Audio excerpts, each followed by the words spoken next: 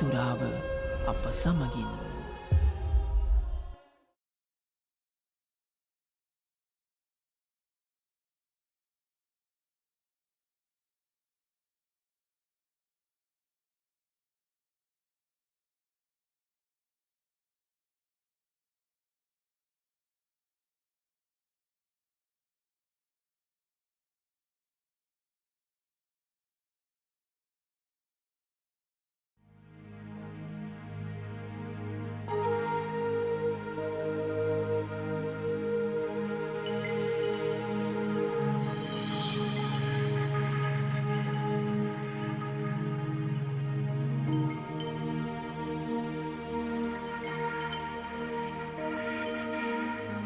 සත්සර භාවනා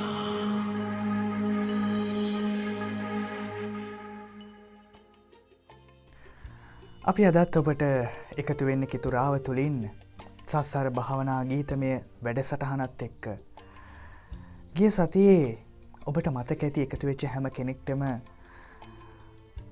සම්මතයට පිටගිය අසම්මතය ඇතුලේ වෙලෙන පෙමක කොච්චර බැරෑරුම්කමක් තියෙනවද? ඒ පෙම ඇතුලේ අපි අපේ ජීවිතවලටම අවසානයේදී තුවාල කරගන්න පුළුවන්. ඒ බැඳීම, ඒ හැඟීම සමහර තැන්වල අපිට හිතෙනවා මේක නවත්තන්න බැහැ. මේකත් මට ඕන. මේ පවුලත් මට ඕන. සම්මතයේ පවුලත් අසම්මතයේ ප්‍රේමයත් මේ දෙකම මට ඕන. ඒ නිසා මම මේ දෙකම අරගෙන යනවා කියලා අපි සාධාරණීකරණය කරලා පහසු තැනක අපි ඉඳගෙන හිතන්න පුළුවන්. හැබැයි එක ලොකු වැරැද්දක්. අන්න ඒ ලොකු වැරැද්ද ඇතුලේ සමහර තැන්වල සමහර අවස්ථාවල අපි නොහිතෙන විදිහට අපේ ජීවිත පෙරලෙන්න පුළුවන්. අපෙන් වෙන එක වැරැද්දක් ඇති අපේ මුළු ජීවිතයම මගේ විතරක් නෙමෙයි. මගේ ස්වාමි පුරුෂයාගේ, මගේ දරුවන්ගේ, මේ හැම කෙනෙක්ගේම ජීවිත විනාශ කරන්න. ඒ විනාශය ඇතුලේ මම කරගන්න විනාශය ඇතුලේ මම මගේ පවුලේ අනිත් අයටත් විනාශය ලං කරලා දෙනවා. ඒ ජීවිතත් විනාශ වෙනවා. එක සුළු අත්වැරදීමක්, එක සුළු වැරදි තීරණයක් අපේ ජීවිතේ ඇති මේ විදිහට අපිව වටන්න. දරුවෙක් කියන්නේ සැමියෙක් බිරිඳකගේ ජීවිතයේ ඒ දෙන්නට ලැබෙන ලොකුම තිලිනය. එකම බලාපොරොත්තුව. විවාහ වුණයි පස්සේ ඊට පස්සේ අදියර තමයි දරුවෙක් ලබනවා කියන එක. කවුරුත් අහනවනේ. තාම දරුවෙක් බලාපොරොත්තුවෙන් නැද්ද? දරුවෙක් වහදන් නැද්ද කියන දේ. විවාහ වුණා ඊළඟ අඩිය ඊළඟ බලාපොරොත්තුව තමයි සැමියා බිරිඳ අම්මා තාත්තා විදිහට වෙනස් වෙන්නේ මේ දරුවෙක්ගෙන්. දරුවෙක් කියන්නේ මේ ලෝකයේ මිල කරන්නට බැරි වටිනාම වස්තුවක්. හැබැයි මේ දරුවන්ගේ ජීවිතත් විනාශ වෙන්නට පුළුවන් අම්මා තාත්තා සැමියා බිරිඳ විදිහට ගන්න වැරදි තීරණ නිසා. අන්න ඒ නිසාවෙන් සිද්ධ වෙච්ච සත්‍ය සිදුවීම් මාලාවක ගීතයක් තමයි අද අපි ඔයාලා ළඟට අරගෙන එන්නේ. මේ ගීතය නම් කරනවා පාපොච්චාරණය කියලා. සත්‍ය සිදුවීමක්. ඒ සත්‍ය සිදුවීම කොච්චර දුක්ඛිතද කියලා මේ ගීතයත් එක්ක යද්දී ඔබට දැනේවි. මේ ඒ ගීතයේ මුල් පද පේලි ටිකයි අහලා බලන්න.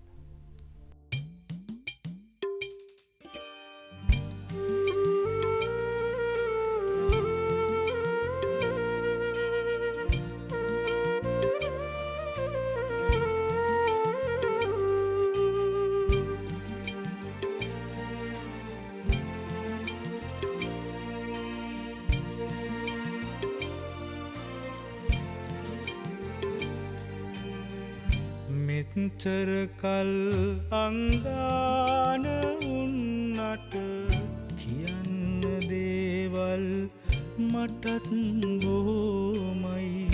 හතිදාගෙන තැලුවා ඇතිසර් උහුලන්න බෑ තවත් එසයි.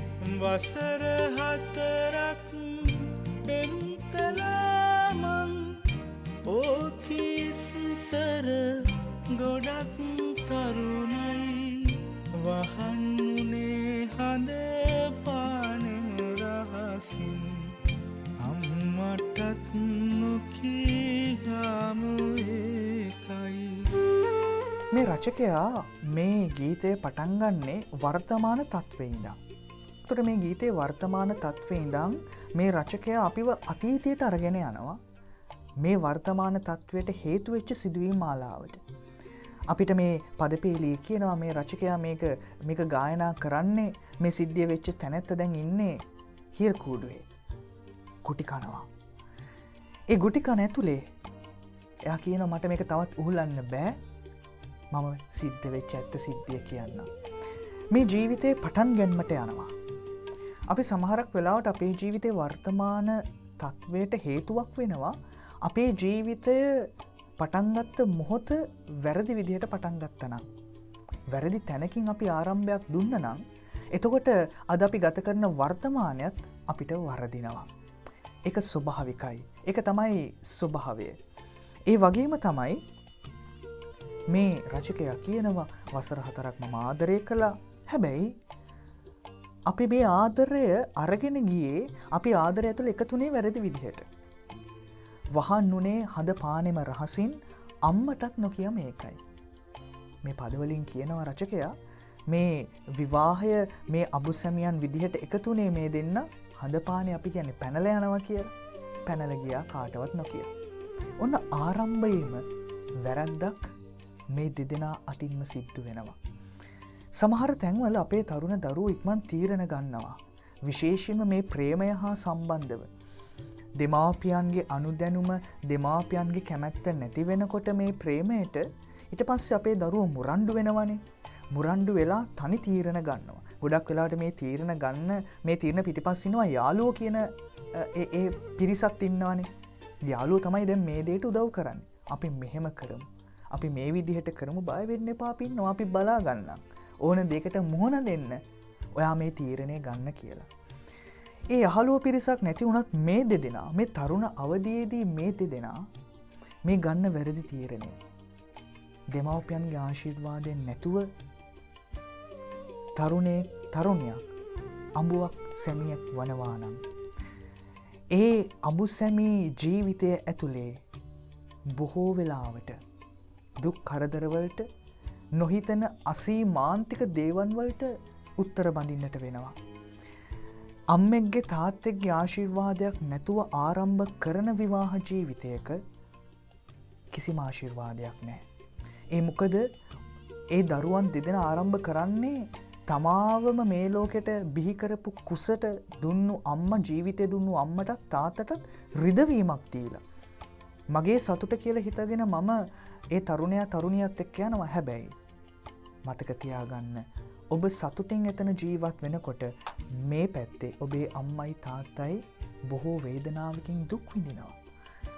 කවදාවත් අම්මෙක් තාත්තෙක් දරුවන්ට සාප කරන්නේ නැහැ. නමුත් ඒ වැටෙන කඳුළු ඒ උහුලන සුසුම්ලෑම් මේ හැම දෙයක්ම අර දරුවන්ගේ ජීවිතවලට අහිතකර විදිහට බලපානවා. එක අපේ ධර්මයේ තුල දෙවියන් වහන්සේත් අපිට උගන්වන දෙයක්. ඔබේ මවට පියාට අකීකරු වෙන්න අගෞරව කරන්නට එපා.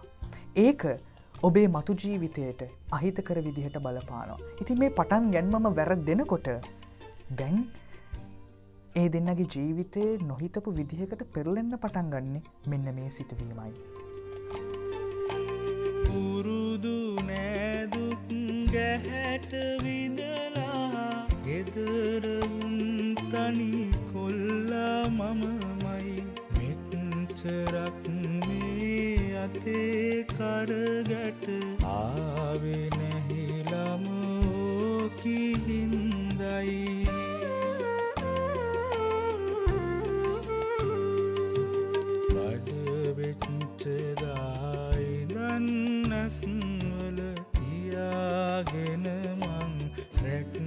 සත්තයි අතට ගත්දා අපේ පැටියට වඩා හිම්බේගේ මූනයි.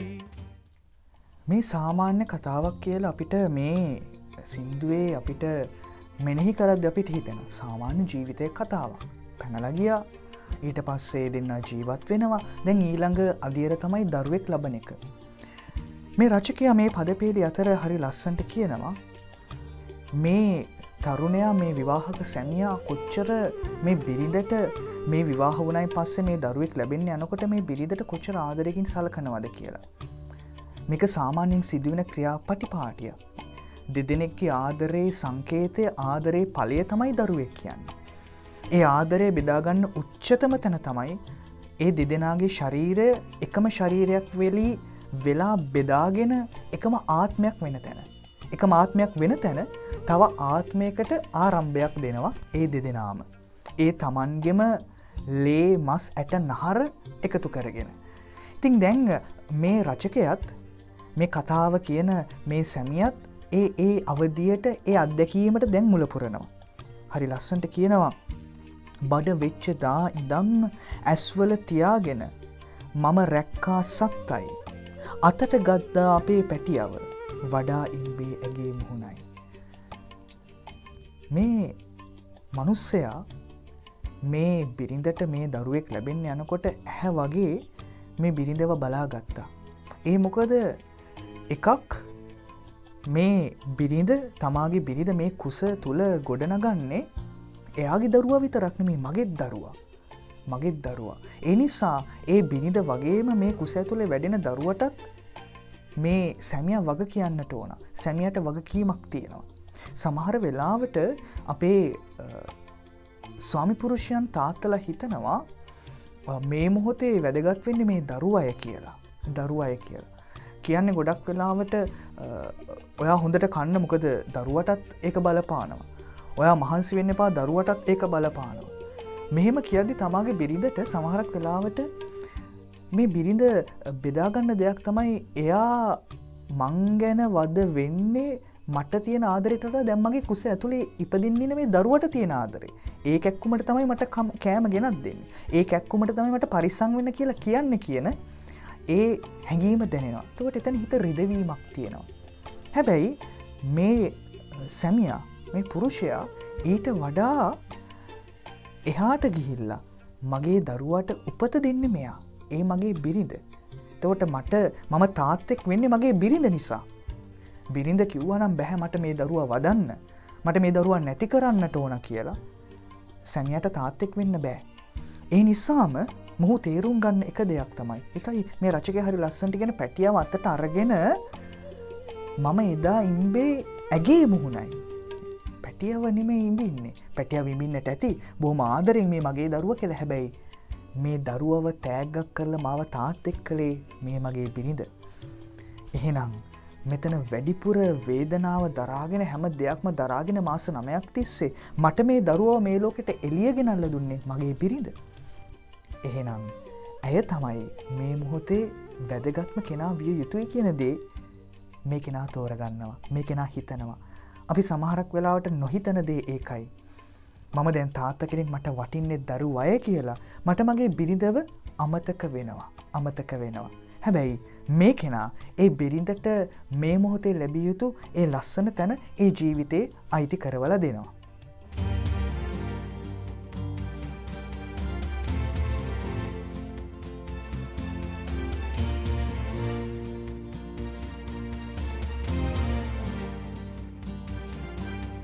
එකම එක මහ අඳුරු හවසක කනකොකා හැඩලුවා මතකයි ගෙදර එනකොට ඒකිගෙයි නෑ උන්නේ අඬ පැටියා විතරයි ඔයලා බැලුවම කොට්ට පල්ලක තාපුලුමක තිබුණේ මෙහෙමයි ඇටෙන්ඩර් එක මං යනවා ඔහිටයි පුතාටයි බුදු සරණයි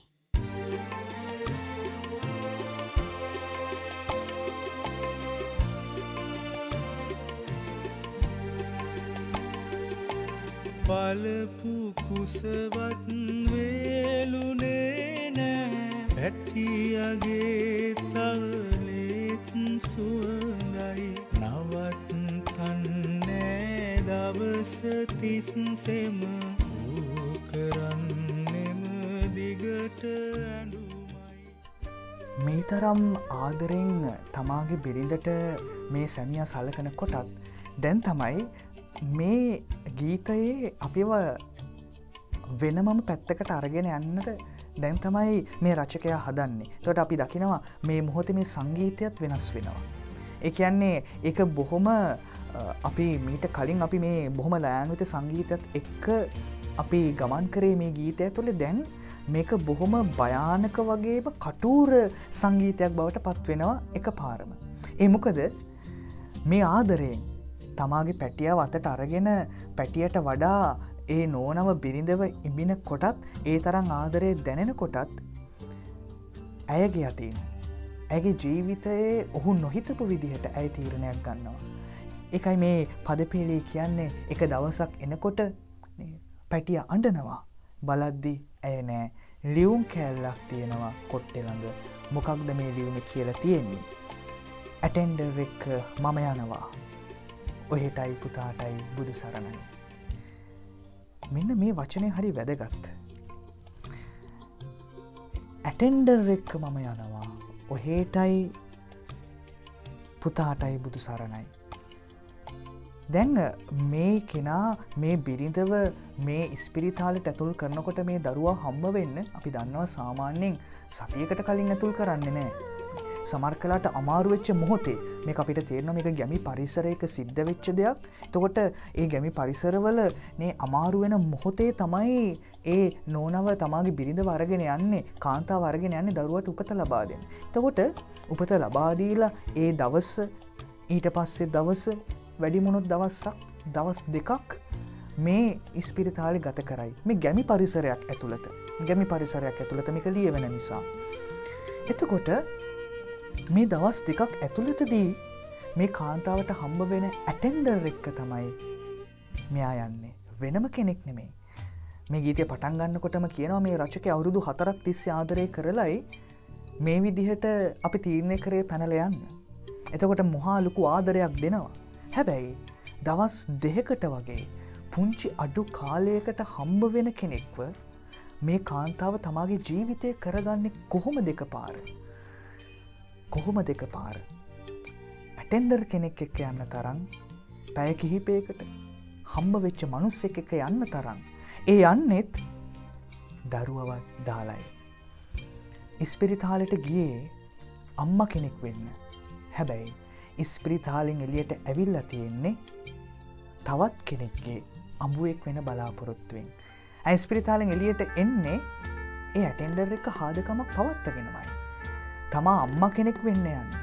තමා මේ ලෝකෙට ජීවිතයක් බිහි කරන්න යන්නේ. ඒ අමාරුව, වේදනාව, ඒ බය හැම දෙයක්ම මේ කාන්තාව ළඟ තියෙද්දිත් එයාගේ ඇතුලේ වෙනම හැඟීමක් දුවනවා. අර මිනිස්සෙක්ව දැකලා.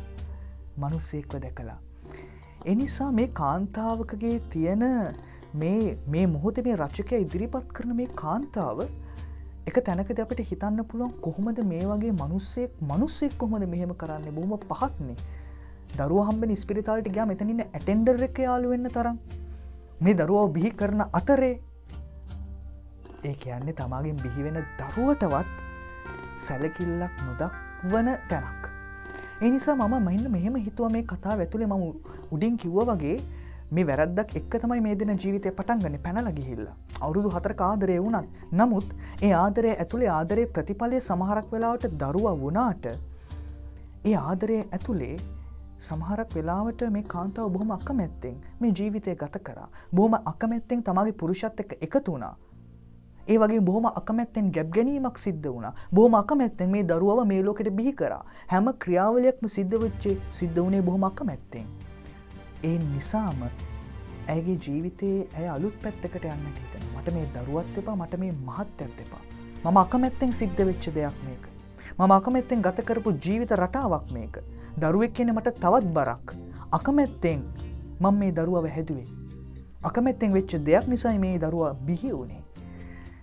ඒ නිසා එක පැත්තකට අපිට හිතන්නට පුළුවන් මේ හැම ක්‍රියාවලියක්ම අකමැත්තෙන් සිද්ධ වෙච්ච දේවල්. ඒ නිසා මේ රචකයාත් මගේ මේ කල්පනාවත් එක්කත් ඔබට දෙන පණිවිඩය තමයි අකමැත්තෙන් කිසිම දෙයකට ඇතුල් වෙන්නට විශේෂයෙන් විවාහයකට කිසිම දිනක අකමැත්තෙන් ඇතුල් වෙන්නට එපා. ඒ මොකද ඒ අකමැත්තෙන් ඇතුල් වෙන විවාහය ඇතුලේ ඔබත් විඳවනවා. අකමැත්තෙන් ජීවත් වෙවි. ඒ වගේම ඒ අකමැත්තෙන් ඔබ ජීවත් වෙන නිසා ඒ අකමැත්ත, ඒ අසතුට අනිත් අයගේ ජීවිතවලටත් ලැබෙනවා. ඔබ කෙදිනක හෝ අකමැත්තෙන් ගැබ් ගැනීමක් සිදු වෙලා අකමැත්තෙන් මේ ලෝකෙට දරුවෙක් බිහි කරවතින් ඒ දරුවගේ ජීවිතය කලකිරිච්ච ජීවිතයක් වෙනවා. ඔබ ආදරය කරන්නේ නෑ ඒ දරුවට. ඔබ ආදරය කරන්නේ නෑ ඒ සැමියට. එතන කිසිම ආදරණීය භාවයක් නෑ. අන්න ඒකයි මේ කියන්නේ. ඒ නිසා තමයි මේ රචකයා දැන් මේ මනුස්සයා බොහොම වේදනාවෙන් කියනවා. කොහොමද මෙහෙම දෙයක් කරන්නේ? පළපු කුසවත් වේලුනේ නෑ. පැටියගේ තව ලේත් සුවඳයි. ඒ වගේම තමයි ඌ කරන්නේ නවත්තන්නේ නෑ මුළු දවස තිස්සෙම අඬනවා. ඇයි අඬන්නේ? අම්මගේ කිරි ටික මේ දරුවට නෑ. අම්මගේ කිරි ටික නෑ. දන්නවා අපේ දරුවෙක් බිහි කරයින් පස්සේ අම්මෙක් වුණයින් පස්සේ ඒ අම්මට ඒ දෙතන තුල මව්කිරි නිතැතින්ම ඒක නිතැතින්ම ඒ මව්කිරි ඒ දෙතන තුල ඒ දරුවට ලබා දෙන්න නිපද වෙනවා. එතකොට මේ අම්මගේ ඒ වගේ තමයි. මේ අම්මා මේ වගේ දරුවව දාලා ගියාට ඒ අම්මටත් දැනෙනවා ඒ අම්මගේ දෙතනේ මව්කිරි නිපද වෙනකොට පිට වෙනකොට ඒක බොහොම වේදනාවක්. ඒක දරුවෙක්ට දී ගන්න බැරි වෙනකොට සමහරක් වෙලාවට අපි දකිනවා දරුවන්ව මේ ලෝකෙට බිහි කරලා ස්පිරිතාලෙම දාලා යන අම්මලා. ඒ අම්මලා බොහොම වේදනාවකින් ඉන්නේ. ඒ මොකද Tamanගේ ඒ දෙතනේ මව්කිරි පිට වෙනකොට ඒක මහා වේදනාවක්. ඒක දරුවෙක්ට දෙන්න බැරිව ඒක නිකන් වියලිලා යනකොට ඒක මහා පාපයක් කියලා එයාට දැනෙන්න ගන්නවා. සඳක් ළඟ රෑ තියෙන සිසිලස හිරෙන් තරුවට දැනෙන්නෑමයි මගේ දරදඬු අත් දෙකට වූ හැබිත් තක්වත් කැමති නෑමයි.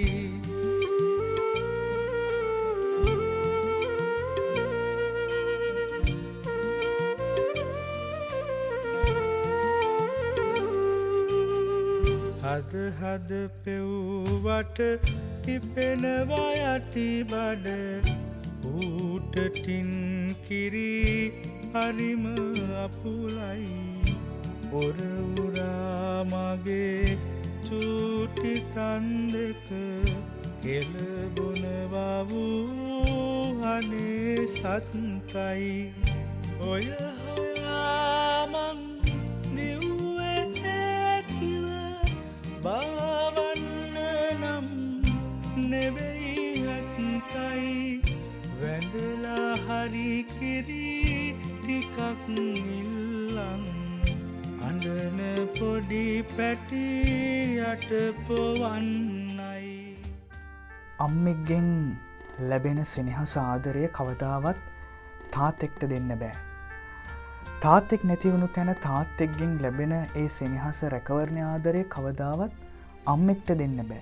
ඒ අඩුව ඒ තාත්තා අම්මා මොන විදිහට පුරවන්න උත්සාහ කරත් ඒ දරුවට ඒ දරුවගේ ජීවිතයේ ඒක දැනෙනවා.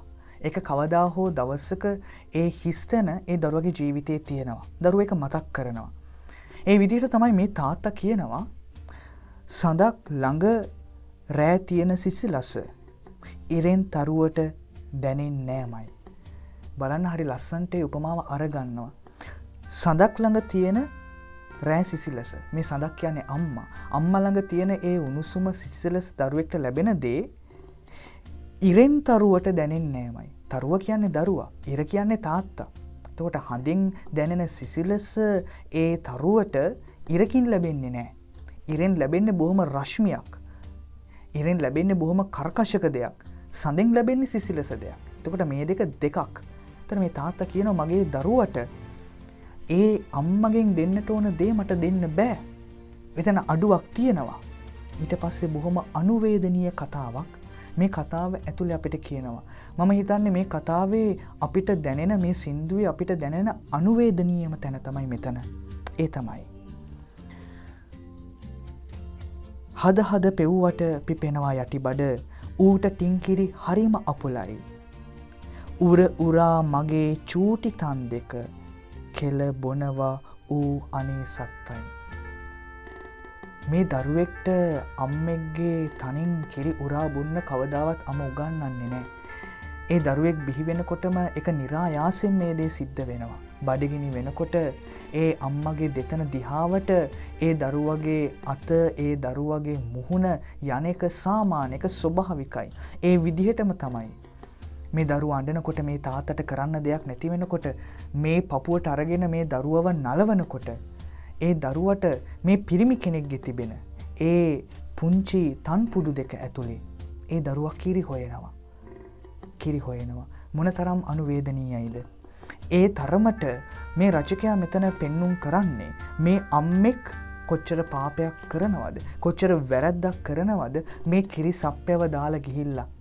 ඒ කිරි සප්පෙක්ට ලැබෙන්නට ඕන පළවෙනි දේ මව් කිරි. ඒ දේත් අහිමි කරනවා. එහෙනම් මොනතරම් වැරැද්දක් මේ කාන්තාව සිද්ධ කරලා තියෙනවද? අන්න ඒ වැරදි තැනට කවදාවත් අපි වැටෙන්නට හොඳ නෑ. මම අම්මෙක් නම් මම තාත්තෙක් නම් කිසිම දිනක මේ ලෝකයට මම බිහි කරපු ඒ දරුවෙක්ට අසාධාරණයක් වෙන්නට මට ඉඩ තියන්නට බෑ. ඒක දෙවියන් වහන්සේ විසින් ඔබට දෙන ලද කැඳවීමක්. ඒ කැඳවීම කවදාවත් අපිට මගහරින්න බෑ. ඒක ලොකු වැරැද්දක්. ඉතින් ඒ නිසාම තමයි අපිට කියනවා ඊට පස්සේ කතාව ඇතුලේ හොය හොයා මං දිව්වා. හොය හොයා මං දිව්වේ පලිගන්න නෙමෙයි. මාව දාලා ගිය ගෑනිට ගහන්න නෙමෙයි. මම හොය හොයා දිව්වේ මේ කිරිසප්පයට කිරි නැති නිසා වැඳලා හරි කිරි ටිකක් ඉල්ලගෙන එන්න. ඒ තරම් මහා සෙනෙහසකින් ඉපදෙච්ච සිනහසකින් පිරිච්ච තාත්තෙක්. සැමියෙක් විදිහට සෙනෙහස තිබ්බා. මේ දරුවෝ ඉපදිච්ච ගමන් අතට අරගෙන ඒ පිරිඳගේ මුහුණ ඉම්බා. දැන් මේ දරුවා වෙනුවෙන් කාන්තාව ළඟට ඒ බිරිඳ ළඟට ගිහිල්ලා මම වැඳලා වැටිලා හරි ඉල්ලන්නේ මට කිරි ටිකක් දෙන්න කියලා. ඉතින් මේ තාත්තා මේ රචකයා පෙන්눔 කරන කොච්චර සෙනෙහසක් තියෙන කොච්චර ආදරයක් ලෙන්ගතුකමක් එක පැත්තකින් බිරිඳටත් තිබ්බා. බිරිඳ දාලා ගියා. දාලා ගියාට මේ මහා අපරාධය කරලා තරහවකින් නෙමෙයි මම වැඳලා ඉල්ලන්නේ මේ දරුවා වෙනුවෙන්. සමහරක් වෙලාවට අවාසනාවන්ත සිද්ධීන් නිසා අඹුසැමියන් වෙන් වෙනවා. ඒ අඹුසැමියන් වෙන් වුණයින් පස්සේ සමහර වෙලාවට ඒක ගොඩක්ම බලපාන්නේ දරුවට. ඊට පස්සේ මේ අඹුසැමියෝ උසාවියට යනවා දරුවගේ අයිති ඉල්ලලා. අම්මා කියනවා මට දෙන්න, තාත්තා කියනවා මට දෙන්න. උසාවියෙන් තීරණය කරනවා කාට හරි ඒ දරුවව අම්මට හෝ තාත්තට ඒ තියෙන පසුබිම ඇතුලේ. හැබැයි ඒ වගේම තීරණයක් දෙනවා මාසෙකට වතාවක් මෙන්න මේ විදිහට ඒ දරුවව තාත්තට පෙන්වන්නට ඕන. අම්මට පෙන්වන්නට ඕන. එයාත් එක්ක දවසක් ගත කරන්න දෙන්නට ඕන. මෙන්න මෙතනදී සමහරක් වෙලාවට ඒ දරුවව අයිති වෙන කෙනා බොහොම ක්‍රූර වෙනවා. ක්‍රූර වෙනවා. ඒ කැමති නැති වෙනවා. අඹුවට හරි සැමියට හරි ඒ දරුවව මේ මොහොතේ ඒ නීතිය ඇතුලේ බාර කරන්නට. හැබැයි බලන්න මේ තාත්තා දාලා ගියත් තාම දරුවා වෙනුවෙන් ඒ කෙනා ළඟ වැටෙනවා. ඒ නිසා ඔබ මතක තියාගන්න. මම මේ දරුවව බිහි කරා, මම මේ දරුවගේ තාත්තා. ඒ වගේම මාව දාලා ගියත් මගෙන් වෙන් වුණත් මේ දරුවගේ අම්මා එයයි. මේ දරුවා බිහි වෙන කුස දුන්නේ ඇයයි. අපි වෙන් වුණත් මේ දරුවව මගේ කුස තුලට ඇතුල් වෙන්නට ඒ ආදරේ ප්‍රතිඵලය දුන්නේ ඔහුයි. ඒක මතක තියාගන්නට ඕන. ඒ නිසා දරුවගේ නාමයෙන් දරුවට යහපතක් වෙන්න මේ මොහොතේ හැඩගැහෙන්නට වෙන්න ඕන කියන දේ මේ තාත්තා හරි ලස්සනට පෙන්නනවා මේ පද ටික ඇතුලේ. අන්තිම පාරට ඒකිට කියන්න කාරණයක් තිබුණා. එය ඇත්තයි අමුවේ පිට තෙන්දි පපුවම හැමදාම මග බැලුවේකයි.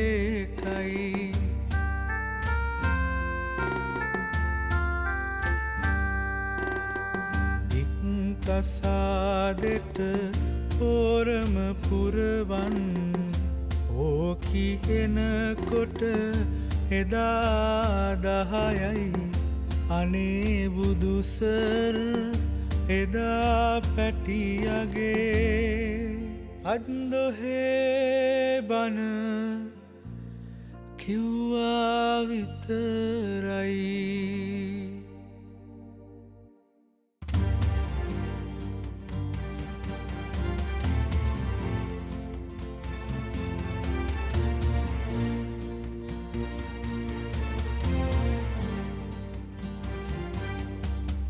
අත ඉඳලම දුටු ගමන් මට සිහිවුනේ වලලාපු පැටියයි ආමතේ බඩ කොර වෙලා ඌ මරුනේ අඬ දුකම විඳලයි ආපු තරහට වටේ බැලුවම අතට අහුනේ මැදපු කැත්තයි පැටියට නැති කිරි ඕකිට මොකටද තන් දෙකටම මම කෙටුවෙම ඒකයි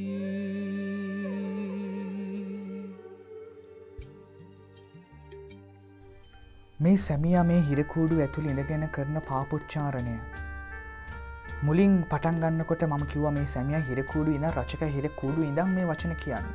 ඒකට හේතුව වුණේ මොකක්ද? එතකොට මේ කතාව පුරාම මේ මුල් හරිය කතාවේ ආරම්භයෙන් පස්සේ මේ දරුවා ඉපදෙච්ච තැන ඉඳන් මේක වෙනමම මගකට අරගෙන යනවා මේ රචකයා. ඒ වගේ මේක සංගීතයත්. අපිව වෙනම මගකට අරගෙන ගිහිල්ලා ඒ වෙනම මග ඇතුලේ අනුවේදනීය කතා කිහිපයක්ම අපිට එළියට අරගෙන එනවා. මේ සත්‍ය සිදුවීමක්. මේ කතාව ඇතුලේ තවත් අනුවේදනීය තැනක්. අපිට මනුෂ්‍ය මට්ටමින් හිතාගන්න බැරි දෙයක් මෙතන වෙනවා. ඒ තමයි මේ කතාව එකිනෙකට සිද්ධි ගැලපෙන්නේ මහා අමුතුම විදිහකට. ඒකේ ලස්සනක් තියෙනවා, මිහිරියාවක් තියෙනවා. ඒ ලස්සන මිහිරියාව නිසා මේ සිද්ධීන් එකට ගැලපෙන අවසානයේ ප්‍රතිඵලය බොහොම භයානක වෙනවා. මේකේ වචන ඇතුලේ කියන්නේ දික්කසාදයට මගෙන් දික්කසාද වෙන්න මේ පෝරමේ අරගෙන එනකොට එදා තමයි හද්දොහේ බණ කියලා ඉවරුනේ. ඒ කියන්නේ දරුවා නැති වෙලා. හේතුව මොකක්ද? මේ දරුවට දෙන්න මව් කිරි නෑ. ඒ නිසාම මේ දරුවා මව් කිරි නැති නිසා මේ බඩ කොර වෙලාම ඒ දරුවට ඉවස ගන්න බැරුව ටින් කිරි දුන්නත් මොනා දුන්නත් සනස ගන්න බැරුව දරුවා මැරිලා යනවා. මුලින් මේ තාත්තා සූදානම් වෙලා හිටියා අම්මව හොයාගෙන ගිහිල්ලා වැඳ වැටිලා දන ගහලා කිසිම වෛරයක් අහිතක් නැතුව කිරිටි කිල්ලගෙන එන දරුවා වෙනුවෙන්. හැබැයි දැන් මැරිච්ච දරුවගේ අම්මව දකිනකොට හිතට ඇති වුණේ මහා ආවේගයක්. අරගෙන මන්නය කපනවා ඒ බිරිඳගේ පපු ප්‍රදේශය.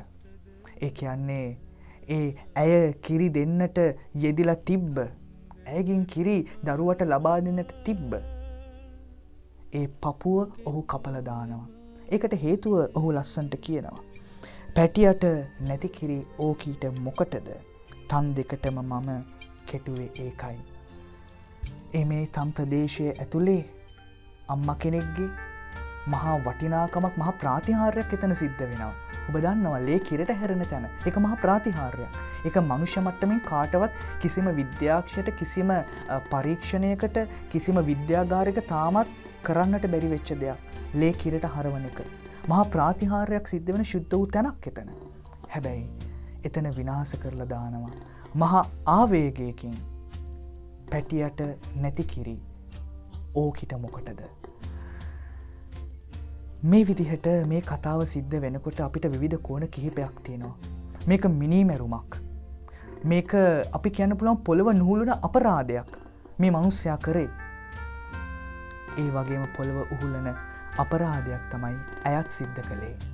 ඇයත් සිද්ධ කළේ බිහි වෙච්ච ගමන් දරුවව දාලා ඇටෙන්ඩර් එක්ක යන එක පොළව නුහුලන අපරාධයක් නෙමෙයිද? මෙතන මම කාවත් සංසන්දනය කරන්නේ නැහැ. කාවත් මම කවුරුත් හරි කියලා කියන්නේ නැහැ. බිරිඳවත්, ස්ත්‍රියවත්, ස්වාමි පුරුෂයවත් මම හරි කියන්නේ නැහැ. දෙදෙනාම වැරද්දක් කළා. දෙදෙනා අතින්ම වැරද්දක් සිද්ධ වුණා. ඒ වැරද්ද ඔවුන්ගේ ජීවිත එකතු වීමේ පටන් මේ වැරද්ද සිද්ධ වෙගෙන ආවා. අවසානයේදී ඔහු මේ පාපොච්චාරණය කරන්නේ මෙන්න මේකයි ජීවිතේ මගේ අතින් සිද්ධ වෙච්ච දේ. මේකයි මේක ඇතුලේ තිබ්බ ඇත්ත කතාව සර් කියලා. මේ රචකයා මේ විදිහේ පාපොච්චාරණය සිද්ධ කරනවා. මේ විදිහට අපේ ජීවිතයේ මොහොතකට සුළු తాවකාලික සතුටක් හොයාගෙන අපි අසම්මත විදිහට බැඳෙනකොට අපි ගිය සතියේදී ඒ අසම්මත ප්‍රේමය ගැන කතා කරා. අවසානයේදී ලැබෙන ප්‍රතිඵලය මේ වගේ භයානක වෙන්නට පුළුවන්. මම හිතනවා කවදාවත් මම මේ අසම්මත ප්‍රේමයේ තිබ්බට මම කවදාවත් ඒක මගේ ජීවිතේ කරගන්නේ නැහැ. හැබැයි නොහිතන මොහොතක මට ඒක ජීවිතේ කරගන්න හිතුනොත්, අනිත් පාර්ශවයට ඒක ජීවිතේ කරගන්න හිතුනොත්, ඒක ජීවිතේ වුණොතින් මොන වගේ අවාසනාවන්ත අනුවේදනීය කතාවන් වලට අපිට මුහුණ දෙන්නට වෙනවද? දරුවොත් එක්ක වහබීපු අම්මලා ඉන්නවා. දරුවොත් එක්ක වහබීපු තාත්තලා ඉන්නවා. අම්මලා දාලා ගිය නිසා මේ දරුවන්ව ගොඩනගා ගන්න බැරුව දරුවොත් එක්ක වහබීපු තාත්තලා අම්මලා ඉන්නවා. ජීවිතයේ අනුවේදනීය කතා. අපිමයි මේ විදිහට අපේ ජීවිත අනුවේදනීය කරගන්නේ අපේ වෙන අත්වැරදීම් වලින්. දැන අපි කරන වැරදිත් එක්ක. ඒ නිසා ඔබට දෙන ලස්සනම ආදරයේ පණිවිඩය, ඔබේ ජීවිතයේ ඇතුලේ කෙදිනකවත් මේ විදිහට අසම්මතව බැඳෙන්නට එපා. ඒ අසම්මතව බැඳීම ඇතුලේ ඔබේ බිහිවන දරුවන්ට කෙදිනකවත් අසාධාරණයක් කරන්නට එපා. ඒ ජීවිත විනාශ වෙයි. ඒ ජීවිත විනාශ වීම නිසා තවත් ජීවිත ඒ හා සමග විනාශ වෙයි. ඒ විනාශය වළක්ව ගන්නට පුළුවන් අපිටමයි.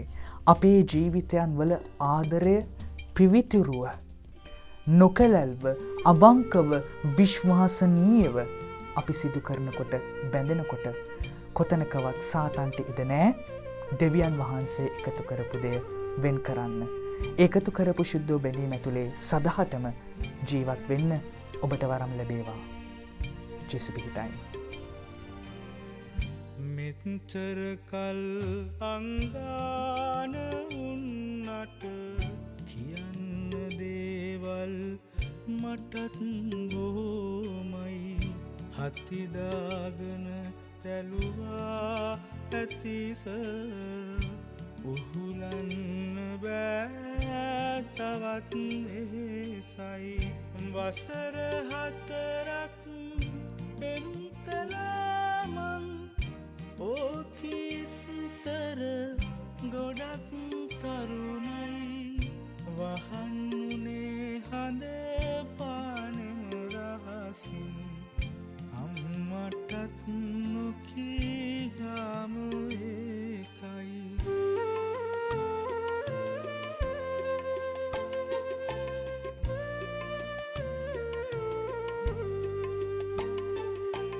පුරුදු නෑදුක් ගැහැට විදලා, ගෙදරවුන් තනි කොල්ලා මමමයි. මෙච්චරක් මේ අතේ කරගැට ආවේ නැහැ ළමෝ කිහින්දයි.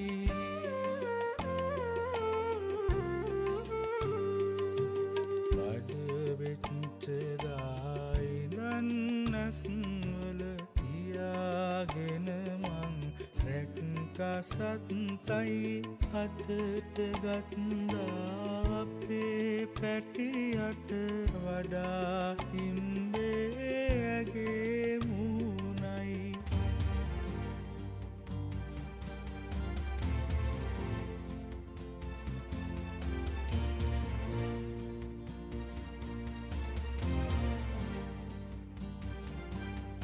එකම එක මහ අඳුරු හවසක කනකොකා හැඩලුවා මතකයි. ගෙදර එනකොට ඒකිගෙයි නෑ උන්නේ අඬ අඬ පැටිය විතරයි.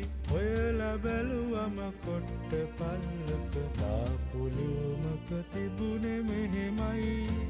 ඇටෙන්ඩර් එක මං යනවා. ඔහිටයි පුතාටයි බුදු සරණයි.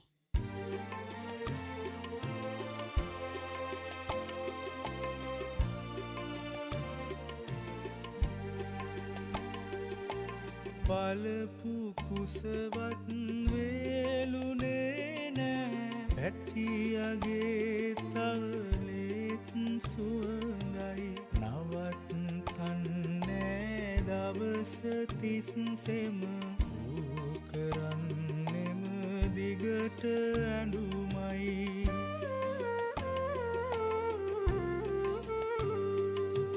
සඳක් ළඟ රෑ තියෙන සිසිලස හිරෙන් තරුවට දැනෙන්නෑමයි. අත් දෙකට වූ ඇබිත් තක්වත් කැමති නෑමයි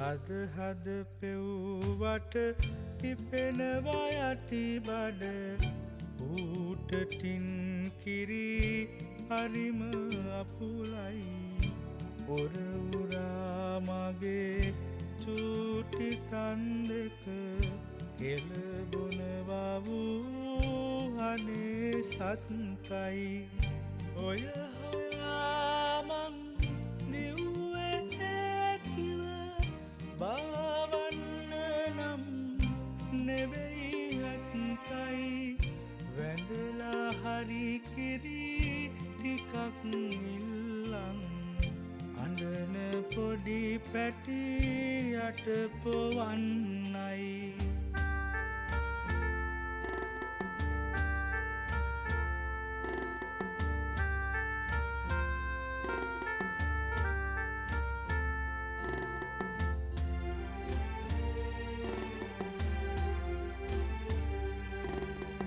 අන්තිම පාරට ඒකිට කියන්න කාරණයක් තිබුණා එය ඇත්තයි අමුවේ පිත් තෙන්දි පපුවම හැමදාම මග බැලුවේකයි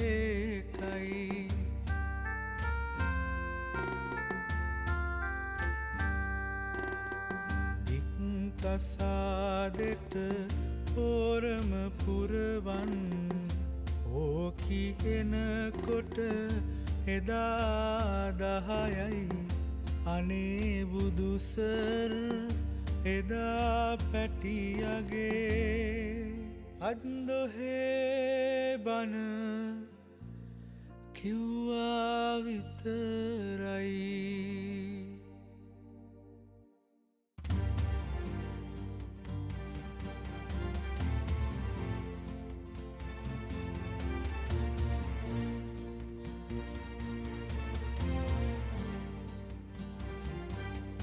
ඈත ඉඳලම දුටු ගමන් මට සිහිවුනේ වලලාපු පැටියයි ආමතේ බඩ කොර වෙලා ඌ මරුනේ අඬ දුකම විඳලයි ආපු තරහට වටේ බැලුවම අතට අහුනේ මැදපු කැත්තයි පැටියට නැති කිරි